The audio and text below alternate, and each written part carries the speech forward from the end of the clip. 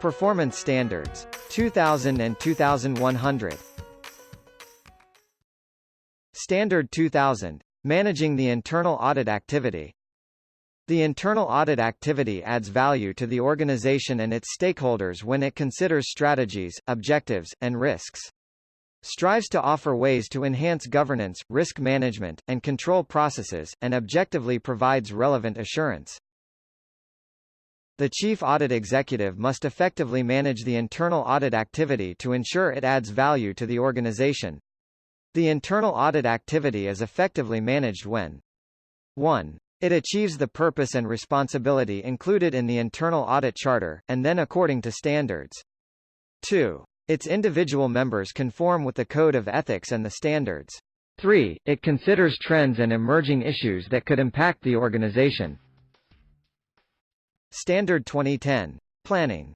The Chief Audit Executive must establish a risk-based plan to determine the priorities of the internal audit activity, consistent with the organization's goals, in response to changes in the organization's business, risks, operations, programs, systems, and controls. 2010, A1. The internal audit activities plan of engagements must be based on a documented risk assessment, undertaken at least annually. 2010, A2. Must identify and consider the expectations of senior management, the board, and other stakeholders for internal audit opinions and other conclusions. 2010, C1. Should consider accepting proposed consulting engagements based on the engagement's potential to improve other management and improve the organization's operations. Standard 2020. Communication and approval. The Chief Audit Executive must communicate the internal audit activities plans and resource requirements, including significant interim changes, to senior management and the board for review and approval. The Chief Audit Executive must also communicate the impact of resource limitations. Standard 2030. Resource management. The Chief Audit Executive must ensure that internal audit resources are appropriate, sufficient, and effectively deployed to achieve the approved plan. Appropriate refers to the mix of knowledge, skills, and other competencies needed to perform the plan. Sufficient refers to the quantity of resources needed to accomplish the plan. Resources are effectively deployed when they are used in a way that optimizes the achievement of the approved plan. Standard 2040. Policies and procedures. The Chief Audit Executive must establish policies and procedures to guide the internal audit activity. There is a general expectation that these policies and procedures will form part of, or operate in conjunction with, an internal audit manual. The form and content of policies and procedures are dependent upon the size and structure of the internal audit activity and the complexity of its work. Standard 2050. Coordination and reliance. The Chief Audit Executive should share information, coordinate activities, and consider relying upon the work of other internal and external assurance and consulting service providers to ensure proper coverage and minimize duplication of efforts. In coordinating activities, the Chief Audit Executive may rely on the work of other assurance and consulting service providers.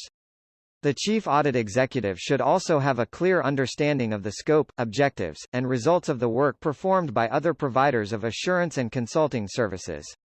Where reliance is placed on the work of others, the Chief Audit Executive is still accountable and responsible for ensuring adequate support for conclusions and opinions reached by the internal audit activity.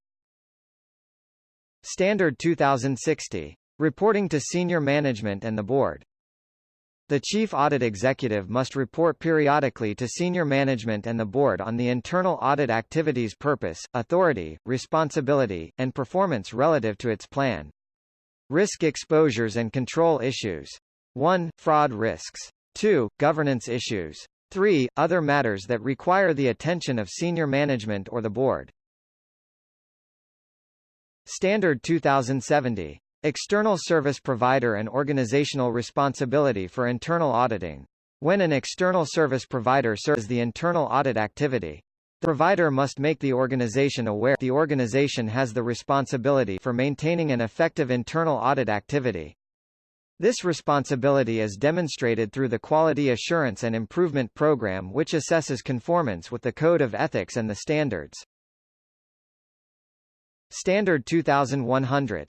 Nature of work. The internal audit activity must evaluate and contribute to the improvement of the organization's governance, risk management, and control processes using a systematic, disciplined, and risk-based approach. Internal audit credibility and value are enhanced when auditors are proactive and their evaluations offer new insights and consider future impact. Standard 2110. Governance. The internal audit activity must assess and make appropriate recommendations for improving the governance process in its accomplishment of the following objectives. 1. Promoting appropriate ethics and values within the organization. 2. Ensuring effective organizational performance management and accountability. 3. Communicating risk and control information to appropriate areas of the organization. 4. Coordinating the activities and communicating information among the board, external and internal auditors, and management. 2110, A1. The internal audit activity must evaluate the design, implementation, and effectiveness of the organization's ethics-related objectives, programs, and activities. 2110, A2. The internal audit activity must assess whether the information technology governance of the organization supports the organization's strategies and objectives. Standard 2120. Risk management. The internal audit activity must evaluate the effectiveness and contribute to the improvement of risk management processes. Determining whether risk management processes are effective is a judgment resulting from the internal auditor's assessment that 1. Organizational objectives support and align with the organization's mission. 2. Significant risks are identified and assessed. 3. Appropriate risk responses are selected that align risks with the organization's risk appetite. 4. Relevant risk information is captured and communicated in a timely manner across the organization, enabling staff, management, and the board to carry out their responsibilities. Standard 2130. Control. The internal audit activity must assist the organization in maintaining effective controls by evaluating their effectiveness and efficiency and by promoting continuous improvement. 2130, A1. The internal audit activity must evaluate the adequacy and effectiveness of controls in responding to risks within the organization's governance, operations and information systems regarding the 1. Achievement of the organization's strategic objectives. 2. Reliability and integrity of financial and operational information. 3. Effectiveness and efficiency of operations and programs. 4. Safeguarding of assets.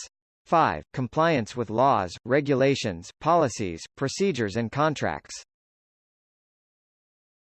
2130, C1.